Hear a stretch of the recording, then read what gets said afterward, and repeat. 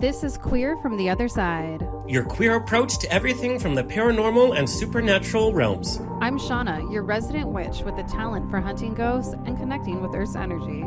I'm Alexander, your in-house skeptic, with my own ghost stories and obsession with outer space. But will I ever believe? Get ready to explore. Here we go.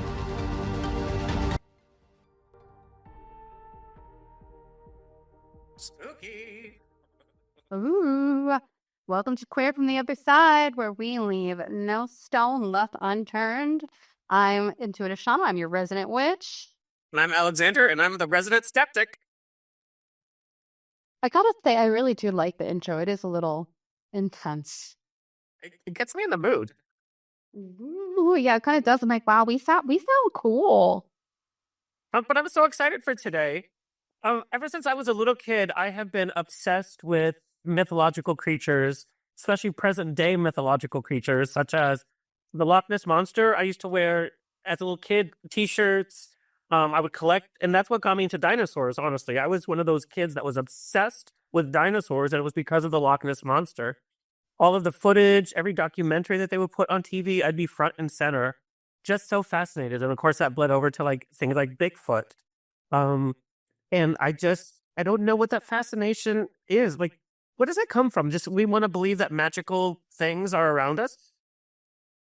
I kind of think it has more to do with it's something that we don't know. I think it's the thirst for knowledge and understanding. But I gotta say, like, for some reason in my head, I feel like there is a distinction between mythological creatures and cryptids. Okay, and for newbies like me, like, what is cryptid? A cryptid is in a whole thing called cryptozoology, where it's like mythical kind of animals, monsters. This is where we see Bigfoot, Mothman, the Jersey Devil, all of these kind of like urban legend-esque monsters that are really seen all around the world, right? And they fall into this as cryptids. And to me, I feel like when we think of like mythology and you think of like a griffin, which totally could just be a cryptid, but somewhere in my mind, I'm like, no. A griffin is a mythological creature, but a cryptid is probably real. Like, I don't know. That's where my brain goes. I also feel this thing about it. Like, we all know how I feel about aliens, right? And as much as I don't like them, I also don't know how much I believe in them. So I guess that's kind of like how you are with ghosts, right? I don't know if I really believe in aliens. I think I believe in the idea of Bigfoot more than I would starseed, I guess. I'm sorry, I don't mean to offend people that claim to be starseeds. It's just for some reason my brain can just grasp Bigfoot better. That's just so insane to me, because when you look at the universe and we look at the speck we are, it's impossible to believe that we're like the only kind of people out there or beings out there.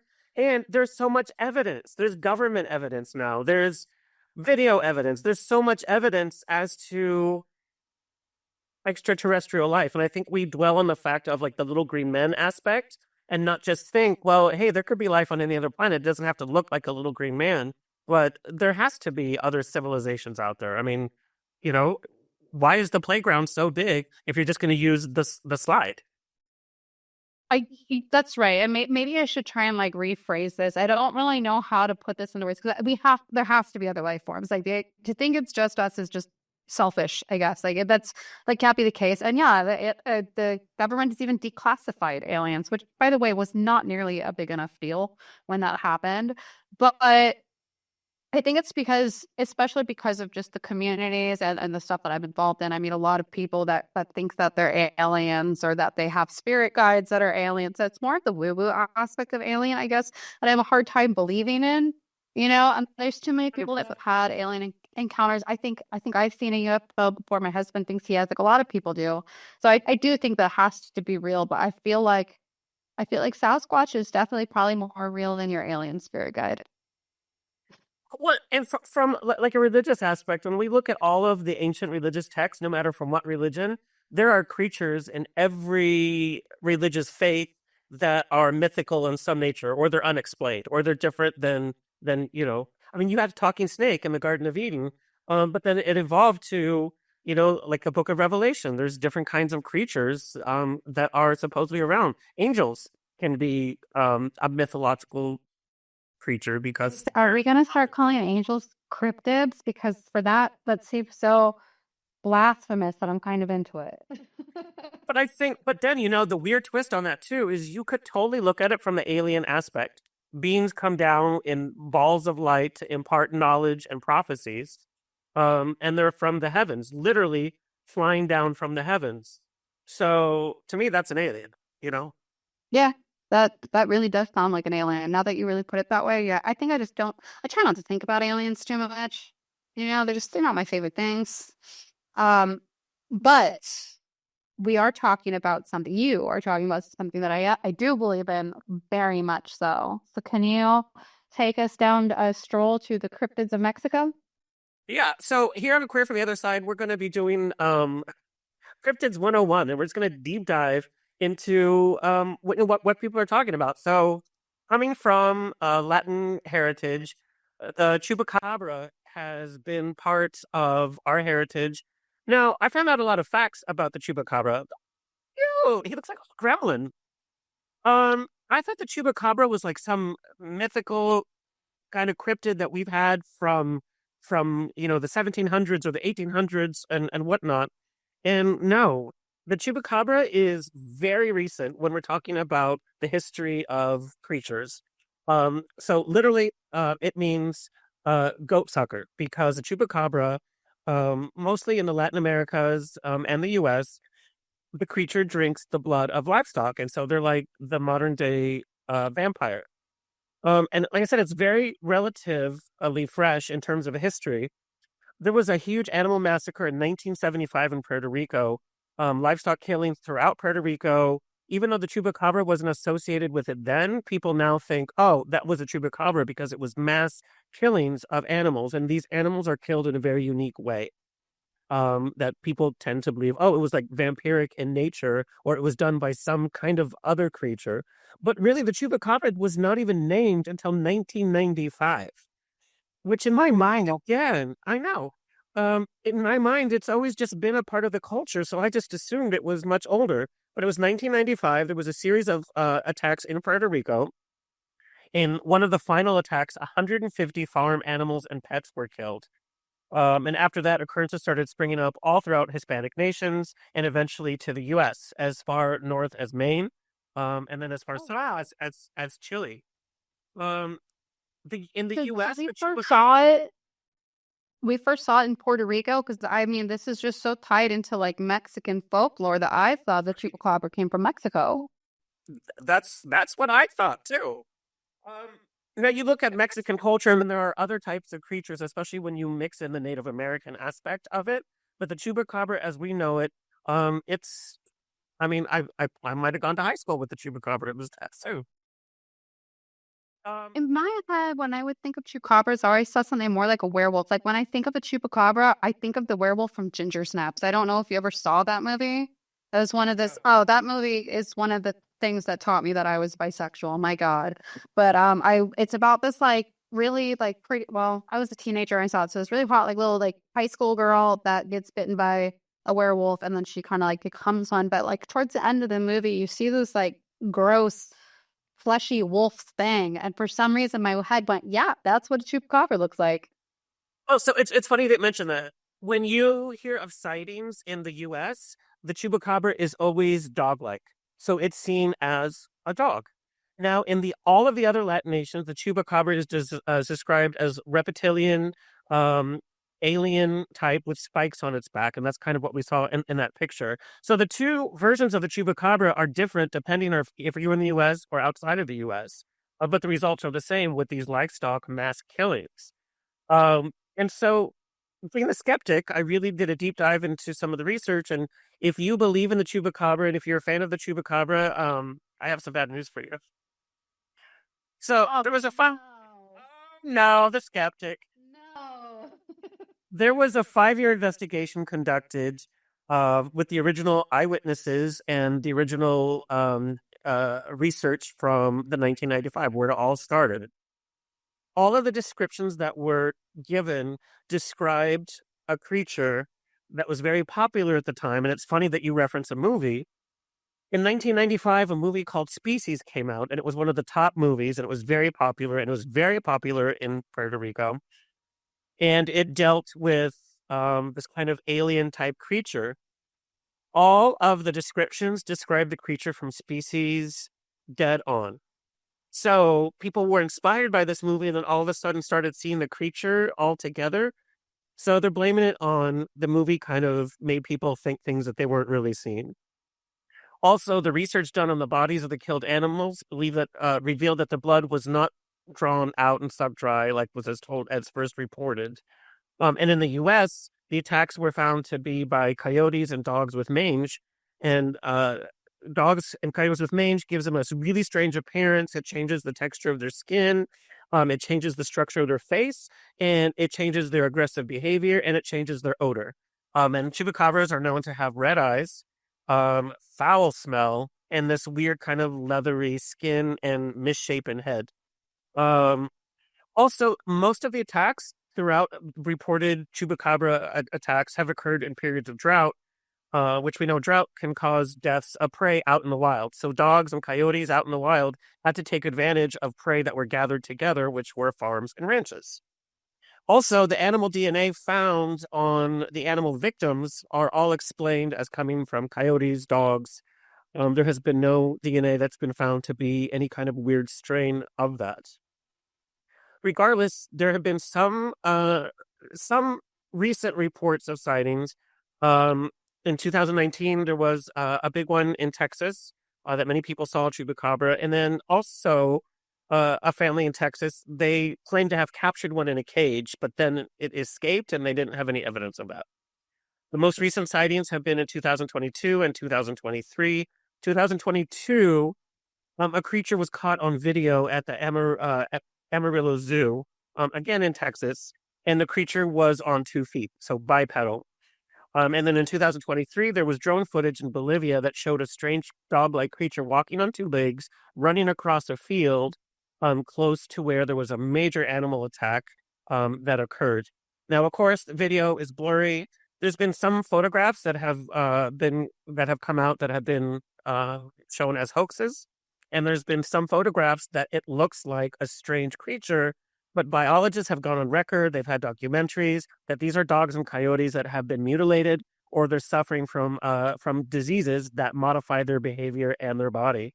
And that nothing about it is out of the ordinary. There's nothing mythological. There's nothing undiscovered, that this is a normal thing that happens out in nature. And so the chupacabra has been kind of refuted. Now, I'm so disappointed to know that it's so young with its I like with know, its me huge chest too. mythology. I thought it was so much older. In my mind, I was thinking like it was from like the 1700s and, you know, that it was just part of this kind of culture. Now we know Mexican and Latin American culture has a lot of other creatures, but the chupacabra is fresh. It's fresh off the press. And it's already been refuted. Now the cultural reference and why the Latin community has gathered so much around the chupacabra in their belief is because obviously if you are a farm owner or a ranch owner or you're part of a town that thrives on the economy of livestock and your livestock gets wiped away, you want to believe that it's something supernatural or it's something unexplainable just so you can deal with the quote unquote bad luck or the circumstances of life. And so the cultural reference is that it's been used as an scapegoat for just really bad circumstances and natural cycle of life. But you know, like when bad things happen, I'm from the Catholic Church, from Mexican culture, we grab that rosary and we believe in something because we have to displace all that kind of feelings. And that's why they say that the chupacabra has become very popular. But you're probably just looking at a coyote or a crazy dog. So it's kind of like the cryptid version of Mercury retrograde. When there's something wrong in your life, we blame Mercury retrograde or chupacabra. Yeah. I mean, that makes sense. So, to be honest, especially since so much around it is around like livestock death and stuff, and it's like, how often do we see that in farms and ranches? You know, I mean, when I was going to college, we had coyotes that were getting into the hen house where all the chickens were. We ended up getting donkeys to actually protect the chickens from that. Like these things do happen, and I can definitely see what you're saying. Like you want to believe something else. I guess one of the reasons I thought it was older is because, when we go back in time, people were much more superstitious. So it would make sense for the superstition of a chupacabra to replace a predator attacking your livestock. It just makes more sense that way. So Now, do I believe in evolution of biology? Of course. I mean, we've seen how creatures have changed over the years, from dinosaurs to what came walking out of the water. Like, I do believe uh, animal life is constantly um, changing and modifying to reflect our current climate, our current environmental controls. So, I think that's where like a Bigfoot could exist. The Loch Ness monster. I mean, physically, if something was that big, it would need to consume, I don't know how much food per day. And then the funny part of it is the Loch Ness monster would also exude a bunch of waste. We've never found like big fish poop from the Loch Ness monster. never thought about that, but that's true. I think you should go to, she's in Scotland, right? That's where Nessie, right? That's her name, Nessie. She's in Scotland. I think they should go to Scotland and investigate. You should go get certified as a scuba diver, and I think you should go look for her. Well, and there's been so many documentaries. In fact, I have that picture hanging in my hallway. And unfortunately, there have not been a lot of recent sightings of Loch Ness in the last, I would say, 8 years, which is sad. And some people say, It's "Oh, because she's died. That's why there's no giant fish poop. Yeah, she died. You know what, though? Like, I think one of the reasons why my brain probably makes a distinct difference between cryptid and mythological creatures, now that we really think about it, is because I think one of the reasons I believe in Bigfoot is because I believe that it's some kind of like ape or some kind of bear, and maybe it's just like its own species, or yeah, like maybe it has babies and it just looks weird, but to think that we have discovered all of the like different creatures that are out in the world, that's absurd. Like there's things out there that we're probably getting glimpses of that have just otherwise just not been known. So maybe cryptids in my brain are more realistic because they're probably just animals we haven't discovered yet. that's 100%." And where we're really seeing that is in ocean life. So, one of my other obsessions ever since I was a kid was a Loch Ness monster, but was ocean life. And, in the recent 20 years, technology has totally advanced. So we're going deeper and deeper. We don't realize how deep the ocean is. It's like a reverse Mount Everest. And it's like, well, we've never been so deep before because we haven't been able to see. Where there's total darkness, life is existing where there is complete absence of light. And now we're able to go there. And so we're discovering new creatures all the time. And it's just, they're not new. They're new to us, but they're not new, so to speak. Um, Like that shark that was discovered a while ago, the Greenland shark, I think, like they can live for hundreds of years. yeah. The Chupacabra, sadly, no. Well, I mean, I kind of thought so. I'm a little bummed about that, but I'm still gonna start blaming the Chupacabra for all of my poor life choices if Mercury's not in retrograde. So thank you for that excuse. I love it. But I was surprised too because it has become so ingrained in our mind as a natural thing. And even doing the research, there's really not a lot of sightings of it. It's not like, oh, here and there and there and this, 20 sightings per year. No, we're talking years went by and then a year with it and then another year with it. But it's not a regularly cited phenomenon. No, that's true, but it is something that you really it's so ingrained in our minds, and everyone has heard of the Chupacabra, everyone. Um, so that's interesting. That's interesting. It kind of blows my mind that it's so new. I'm actually gonna go talk to my father-in-law and mother-in-law about this. I'm gonna be like, what stories do you have? And because like my father-in-law swears that he heard La Llorona before. Swears by it, but I've never asked him about the chupacabra, so I'm gonna have to pick his brain on that just to see like if they're like, oh no, that's not a thing. I never thought to ask because why would I? I just thought it was, a random wolf or something eating goats. Well, I'm going to take you guys over to Hawaii now. So we explored a cryptid from your culture. We're going to go explore a cryptid from my culture now. We're going to go to Hawaii. I did look up some cryptids from Italy. I'm Hawaiian and Italian. I looked up some from Italy and it wasn't really hitting the spot. So we're going to a tropical island and I don't have that much information because I do feel like a lot of uh Hawaiian lore gets lost in translation. A lot of it is more verbally passed down through families and halaus and things of that nature.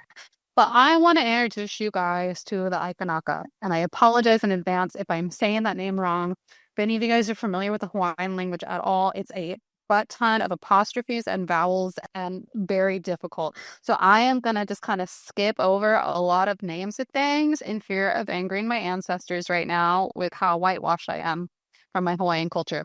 But we're gonna look at the Aikanaka, which is basically Hawaiian Bigfoot.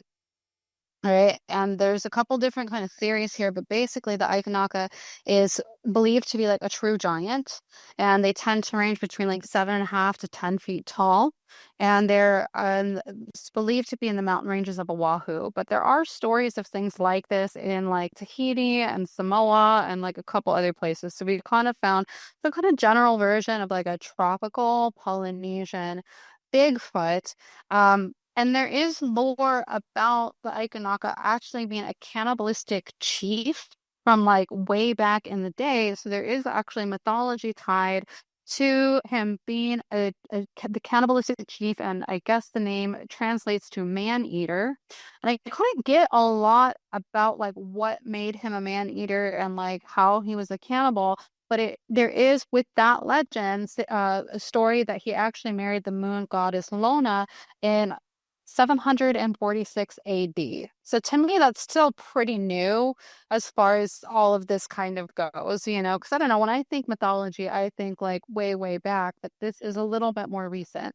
Um, but the Aikanaka is kind of seen to roam around, and people have reported seeing it. The first report, it was in 1960, and it actually took place on the Dole pineapple plantation. Like we've all heard of Dole Whip, right? Dole pineapples come from Hawaii. You can go there and tour it and do all the stuff. And in 1960, this guy was, I guess, digging out a part of what was going to become part of the plantation in like really, really early morning, and he came across this humongous footprint in the mud that measured at about 2 feet long. And he was really blown away. And so he went and told his coworkers, a lot of them were Native Hawaiians and indigenous, and they were like, oh yeah, that's an Aikanaka footprint. We've seen that before. And one of the guys there that was older was like, yep, I have seen the Aikanaka. My ancestors and family have seen them. Like it's a thing. Kind of like how we hear about people that live in like more rural and backwoods towns saying that they've seen Bigfoot a lot. So it was kind of around like the same thing. And then in 1973, there was a guy named Rob Carlson and his buddies, and I believe they were like fishing and kind of hanging out on the mountains doing their, Hawaii paradise thing. And they started hearing this really loud, like blood-curdling scream. And at first, they thought it was a joke and thought that they were like someone was messing with them or that they were messing with each other until they started to hear it, and it just started to really freak them out, and they realized it wasn't any of them playing a trick on the other one. And so they went running, trying to run back down the mountain, and they said that they saw the Aikanaka, and I was just like tall, like really dark, like pointy thing, like had a pointy head, kind of hairy, and it was about 10 feet tall, and they just like freaked out because it was running towards them. So then they go and they're running back towards like their campsite or their fishing spot, and then they see what they thought was a female because this one was smaller, it's about like 7 or 8 feet tall. So instead, they go and they run into the forest, which I mean, I guess if you had nowhere else to go, but I feel like that would be running into the lion's den. But they ran further into the forest where they hid for a couple hours, and they were just super silent and just kind of just stayed there until they thought they were safe and they left. And our last sighting was in 1993, where a woman claims to have seen it while she was hiking. But there isn't any photo evidence of the Aikanaka, which is kind of disappointing because, the sightings really start like in the 60s, where, we have this technology to try and get some photos. Not like we have technology today where everyone has a camera in their pocket, though. But the interesting thing to me as I was reading about the Ekinako was that it then got associated with the Manahuni, which is another mythological creature of Hawaii that I am a little bit more familiar with. The Manahuni are a lot more like benevolent. And when I was growing up, my mom always kind of told me that they were Hawaiian leprechauns, basically, is how I grew up thinking about the Manahuni, and that like they were really nice. And my mom always told me like, well, they protect fishermen because when they would see fishermen out on the water struggling, they would swim out from the shores and rescue them. So that was what I grew up knowing about them, and that they were these really nice, benevolent creatures. As I got older, I researched them. There's actually belief that they may have been one of the first inhabitants of the Hawaiian Islands, and they're seen as these like really short, like kind of stocky people. Some say that they have more fae-like appearance with like, pointy ears and things like that, but overall, like just kind of petite humanoid things. So some people think the Manahuni were actually real people, a real tribe, before the indigenous Hawaiian arrived on the island. So that is an actual theory, but the Manahuni are really more ingrained into the Hawaiian culture. That they were like these master builders. They would like build these things overnight and build really big rock structures and stuff. And there's even like there's lore around them helping fishermen build canoes and stuff like that. If you asked them nicely or left offerings and did certain things, they would go help. But that they're also protectors of the island. So if there's parts of the island being destroyed overnight, they would repair it. So like if someone's chopping down a tree, the Mahoney would go and fix the tree overnight. But they are known for like a really famous like fish pond that appeared overnight. And there's actually an irrigation system of sorts that was built with stone tools that is credited to the Manahuni that is actually still around today. So there's a Don't heard of that. yeah, the Manahuni. They're I think one of the more like mainstream of the Hawaiian kind of like cryptids and stuff that you would hear about. There's a lot of information of like, offerings that you can leave them and stuff like that. They're not necessarily scary like Aikanaka, and I thought it was interesting that they were kind of like lumped together where a lot of what I saw said that Aikanaka really was a Manahuni, but like Kanaka are huge and Manahunis are supposed to be like, I don't know, like 2 feet tall. They're little dudes. So I don't really feel like they're the same thing, but I think it was more, well, everyone knows what a Manahuni is, so we're kind of meshing this together, is what it seemed like to me. But that's what I got. I mean, like I people claim though to see Manahuni all the time. So it's definitely one that it's a lot more common for sightings than the Equinocca. So unfortunately, we don't see a ton of Hawaiian Bigfoot, but we do see lots of Hawaiian leprechauns. No, and I know that we're not addressing Bigfoot, but do you know round about what time frame Bigfoot came out? Was it the same time as? That is a great question. I don't know, but one of my friends is actually a huge, well, we interviewed her, Monica. She's a huge Bigfoot enthusiast, and I did not realize how many people are obsessed with Bigfoot. So I feel like that would probably be really easy information for us to find. But I do feel like a lot of Bigfoot sightings have definitely been reported since I think like the 50s. Like, I don't know why, but I feel like that's around the time that he became a little bit more mainstream. Um, and Hawaii was definitely a place that people were going to. It's inhabited. I mean, there was military presence there before it was even a state. So it's definitely possible that stories from the mainland. Oh, here we go. Report of the Wild Man was published. Oh, and in Arkansas, 22-inch footprint. Good for him. In 1846. That's insane. So, Okay. okay, that came a long All time right. before. I was just wondering if the Bigfoot craze happened, and then all of a sudden, the Hawaiian culture got a wind of it, and then started seeing that. Um, you just put an idea in somebody's head, all of a sudden, we start seeing things, such as like even back to aliens. People were laughing at people that said, "Oh, I saw a UFO or I saw an alien." People laughed at it, but the more traction it got, um, and shows like Ancient Aliens and all that kind of stuff, the more reportings have gone through the roof. So it's like half of that is that just that people are really being more aware of it, or people are being more impressionable to the idea of seeing what they hear about.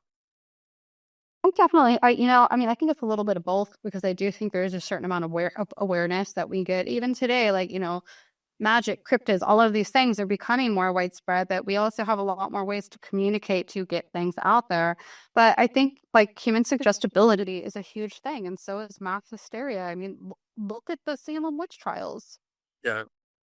Where we saw like just a whole village of people just get completely hysterical. And I'm sure some of them were just throwing neighbors under the bus to try and get land or get revenge. But I mean, some of these people were in full on convulsions and really believed that there was something happening to them.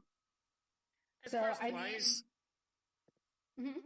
Oh, and as far as Hawaii is concerned, I mean, we know that the whole ecosystem exists on its own. I mean, it's totally different.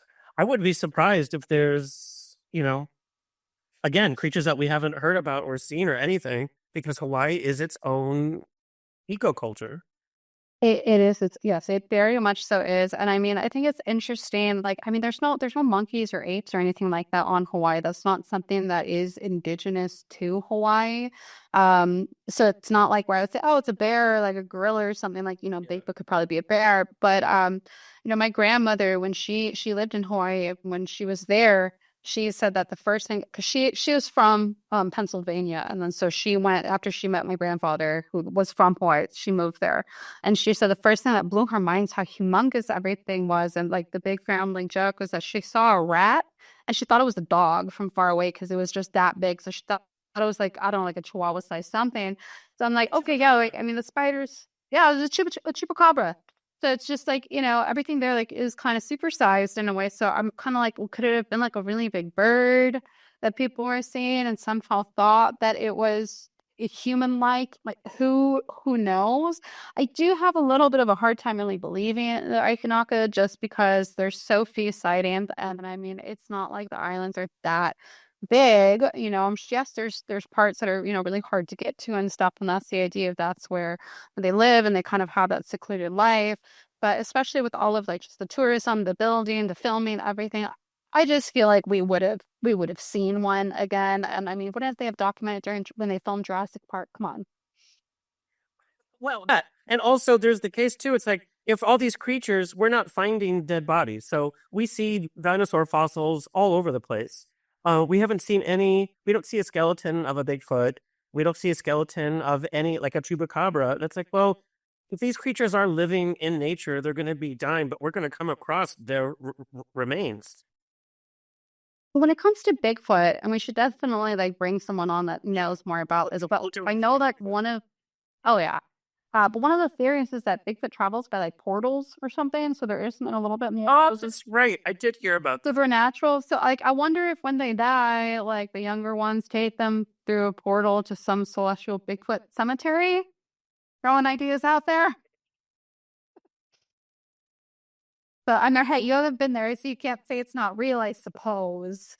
But yeah, it's all really interesting. And again, I can't help but feel like at least some of them are real in some way, but I don't really think that they're these mythical beasts or monsters. I just think that they're animals that we haven't identified. I do get kind of excited that the US has some, though, just because I feel like there's so much really rich mythology just all around the world. And there's definitely a lot of indigenous mythology that has been drowned out through colonialism. And it's just like, at least like as we get to like some of the cryptid history that we have in the US, I'm sure a lot of that really can tie back into more indigenous lore. And I do hope that since cryptids are kind of in the spotlight right now, that maybe we can dive a little bit deeper to find more of the true and accurate cultural associations with some of them. Yeah. Yeah. Well, thanks for shattering my dreams on Chupacabra. Chupacabra, sorry. This is something we're gonna do on the show. We're gonna do a little deep dive in research and some of this supernatural stuff because it fascinates me. It's really fascinating, and especially because some of it gets so big and sensationalized, and then we really can start to unfortunately debunk it. But I do believe that disproving some of it is just as important as proving it, because it's all about the quest for the truth, right? 100%. 100%. So this was fun. I definitely had fun dipping my toes into the cryptid pond, and I feel like there's just so much more cryptid zoology for us to explore from here. So I'm excited to see what we come up with next. 100%. I want to do mermaids, Loch Ness, Bigfoot, dragons. I'm gonna find something from Italy. I definitely want to try and dig something up there. But I have recently started this fascination with Mothman, who I totally don't believe in, but I am still fascinated by him. So I will have to take us to Appalachia on one of these, and we're gonna go check out Mothman. Sounds good to me. Thank you everyone for tuning in. If you guys have any cryptid encounters, if you've seen Bigfoot or how to run in with a chupacabra, or maybe we're brave enough to go hiking in Hawaii and actually saw an Aikanaka, let us know. We want to hear from you guys. Until next time, stay spooky, my friends. Bye. That was another episode of Queer from the Other Side. Please like, share, review, and subscribe. And And until next time, stay curious.